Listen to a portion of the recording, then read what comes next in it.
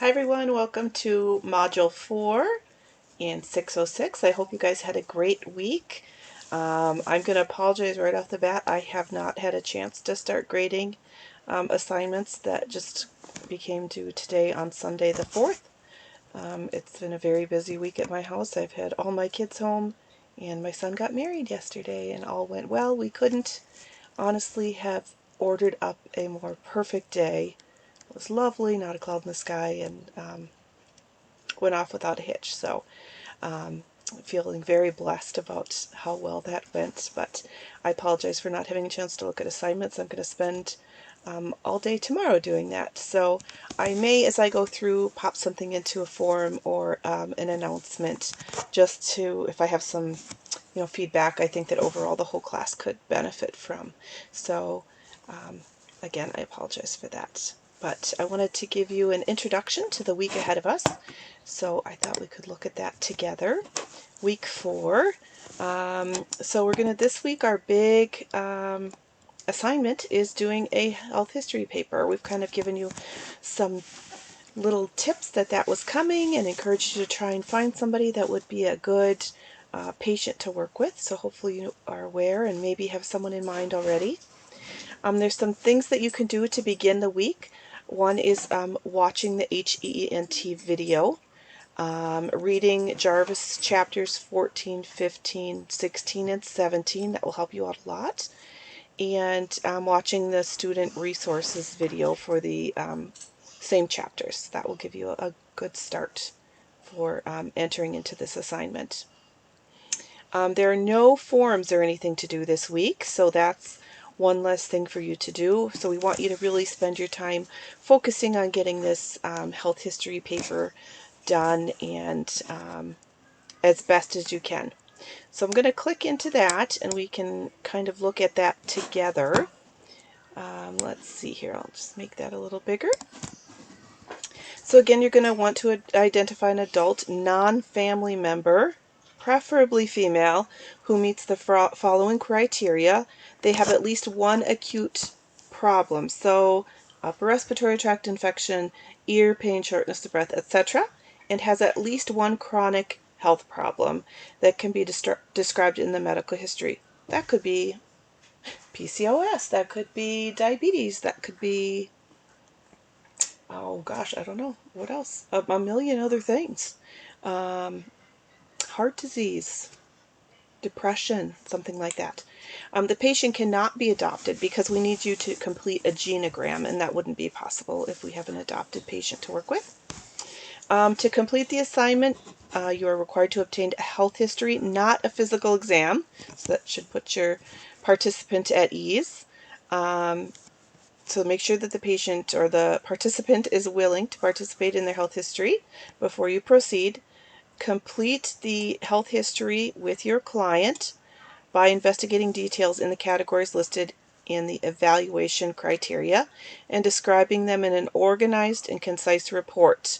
You can use the health history templates in your textbook, and I am looking at that right now. So it's pages 45 to 54, and you're just going to go through all of those and put them in order neatly and concisely. Things do not have to be in paragraph form or not necessarily even into full sentences. This is like you're charting on someone, okay? But follow the examples in your textbook.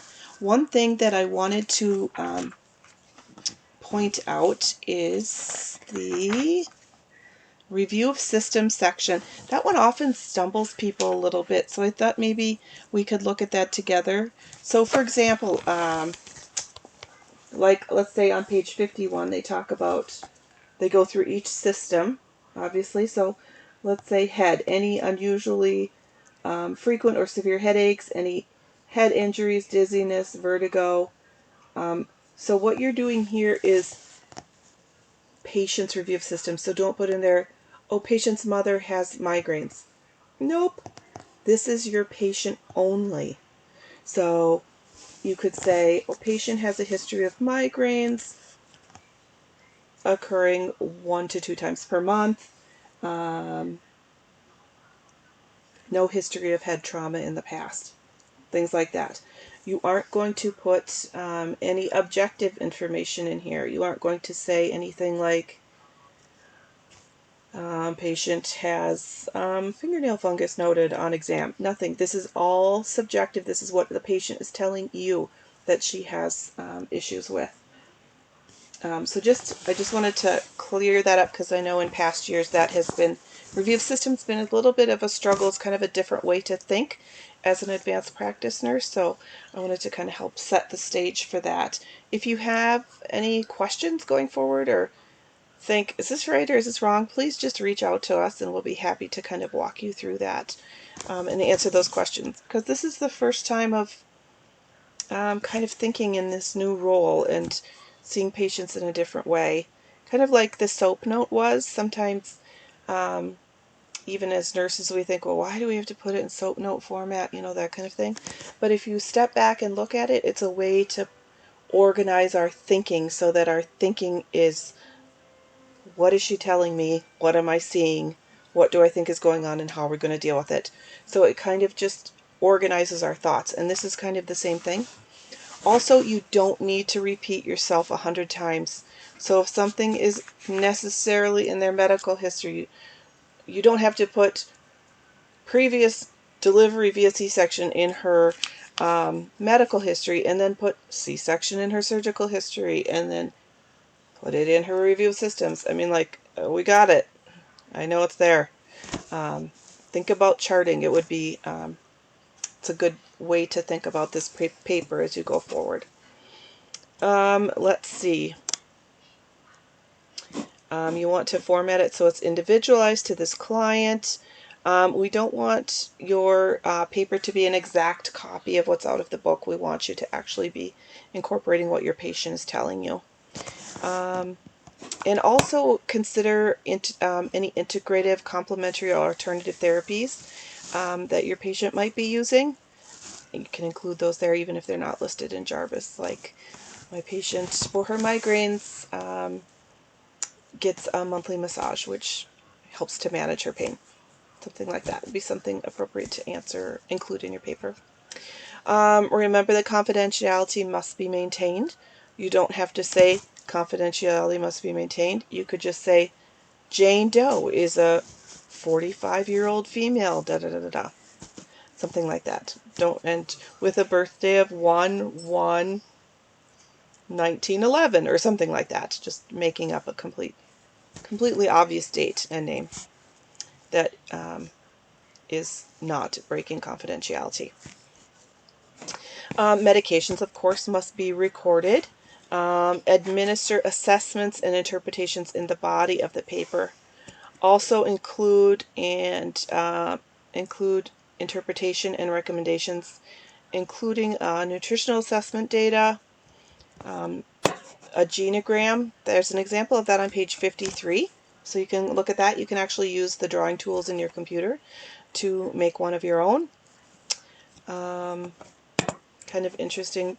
You can look at that, like if you chart in Epic, we have a way to have our family tree information put into genogram format, so we can kind of like, oh, that's coming down this line of the family, or that's a lot more prevalent when we see it in that format than if we're just kind of typing it all out. Sometimes it clears things up a little bit. And then the family history should be listed by problem area, not by family member. So we don't want to say patient's mother, asthma, depression, Crohn's disease. You want to say like respiratory, mother, asthma, age 60, etc. Things like that, kind of like the examples they have here. Present several potential diagnoses based on your health history data. And at least one, I will say it again because people forget this one all the time, at least one should be related to psychosocial or spiritual assessment data. So you could say situational depression based on recent death of parent or something like that. Or situational anxiety due to recent move, or increased stress due to recently starting grad school. Something like that, something along those lines. But just remember, you have to address one of those items as a potential diagnosis. Okay, so don't forget that part. If you have questions, let me know. But really, if you walk through the Jarvis text and go through each of those little scenarios, you should get it covered. And I remember when I was first charting on patients, at the time when I just got out of midwifery school, we had to dictate our entire assessment. We didn't have templates or systems in the computer set up like that at all. I had to handwrite because I could not sit and just talk. But boy, as time goes on, it doesn't take long. You can just whip right through those. So though this assignment will feel like it takes forever, and you'll be like, how am I going to see 20 people in a day and chart like that? Well, we have tools to make it easier, that's for sure. But with practice, just like with everything else, it does get easier. So that's that assignment. Let's see. Gotta move this here a little bit. Thick. Okay. There are also things we want you to include in your paper, such as the Zung Depression Scale. Some people use that. Some people, like we use a PHQ-9 at my clinic, but there's an example of that as well. I think I did that here. Yeah, so here's an example of what that looks like. So you're going to actually, you could have the patient read this and fill that in for you, and then include those results. You don't have to upload the scale into your paper. You can, but make sure that you include the rating in your paper. You also need to do the mini cognitive assessment.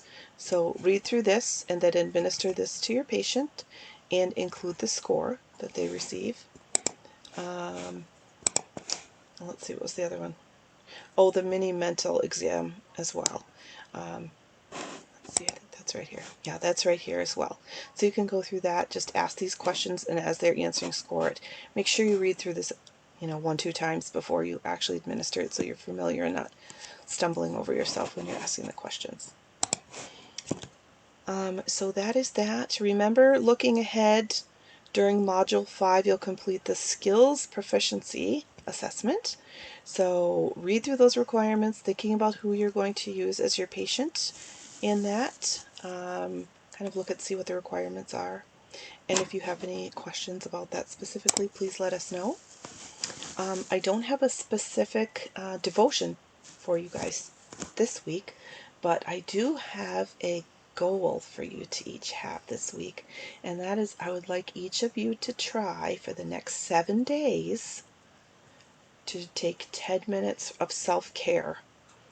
Self-care is something as women, as nurses, as wives and moms, students, that we just aren't great at. And boy, we talk about it every day with our patients about self-care and doing things for ourselves, focusing on nutrition and exercise, but it's really hard for us to do ourselves. So I want you guys to practice that, and it's really good for your mental health as well. And I don't care what it is. You could walk around the block for 10 minutes. You could just enjoy the process of making a cup of coffee and sitting outside and looking at the flowers. I have zinnias growing and the butterflies are crazy on them. So just sitting and watching the flowers in the wind and watching the butterflies for 10 minutes, unplugged, no electronics, being mindful of what's the temperature like, is it windy, soaking in that vitamin D, being outside. 10 minutes of self-care. You can do something different every day. It could be like, I am going to allow myself to soak in the tub for 10 minutes. I'm going to do yoga for 10 minutes. I'm going to meditate for 10 minutes. Something as a gift to yourself is my goal for you for this week.